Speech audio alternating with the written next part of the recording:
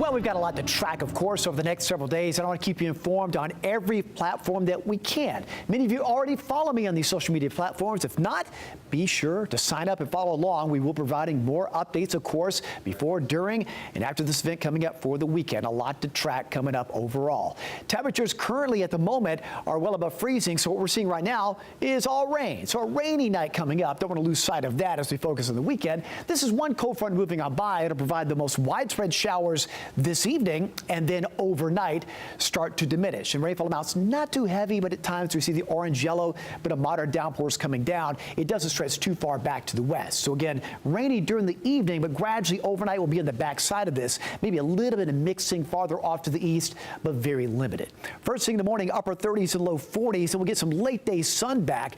Temperatures lower 50s, and overall tomorrow, kind of a calm day before things really start picking up heading into the weekend. And really most of Friday is okay. Be a cloudy day, temperatures in the 30s early, maybe a brief sprinkle, a little mix in spots, but that's not the big deal. I think most of the day Friday is mainly dry, cloudy, but that increasing north wind is getting colder. 30s and 40s by late day. Then we start seeing the first signs of some of this wintry mix arriving during the early morning hours of Saturday. Mainly light to start with, but again with temperatures below freezing, anything that falls, it doesn't take much moisture to make it a little bit tricky. That's why early Saturday, that bit of a mix. Mainly north and west of the city, and a little bit of that could be snow to start with, especially over our northern counties. Then we start closely watching the track of that low pressure along the Gulf Coast. That'll be the big key on precipitation type and duration, especially Saturday night and Sundays, that deeper moisture moves in. And what I mean by that is just a slight change of temperature can be the difference between a cold rain and dangerous ice accumulation.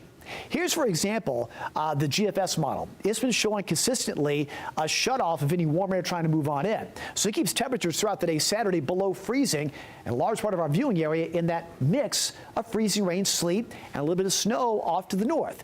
But as we go through Sunday, or actually Saturday night, Sunday morning, that deeper moisture moves in. It remains near freezing. A little bit of green showing up as there could be a brief period Sunday afternoon of temperatures getting just above freezing before more cold air comes back in. And it switches back to a mix, even some snow showers Sunday night into Monday. Now, the European model, which I showed you from yesterday, was starting to indicate this warm nose coming in. What that means is a surge of warmth arriving a little bit sooner.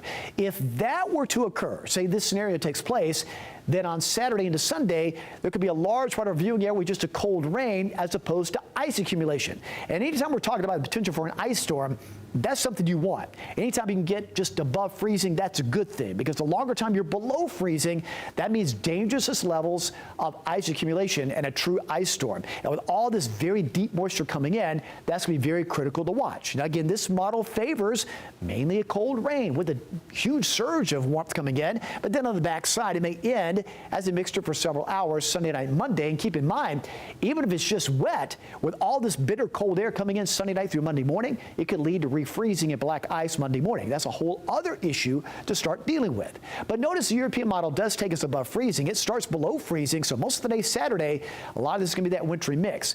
But again, it's critical, because if these temperatures do not get above freezing, then we spend a longer time with ice accumulation, and that becomes a true dangerous level ice storm, which can be very critical. But again, that European does show us getting above freezing even on into Sunday. But again, that's a big if right now. It all depends on the exact storm track. Let me just show you the European model projection of ice accumulation. If you look at these numbers, you see all these decimal marks, you think, well, that's not too bad.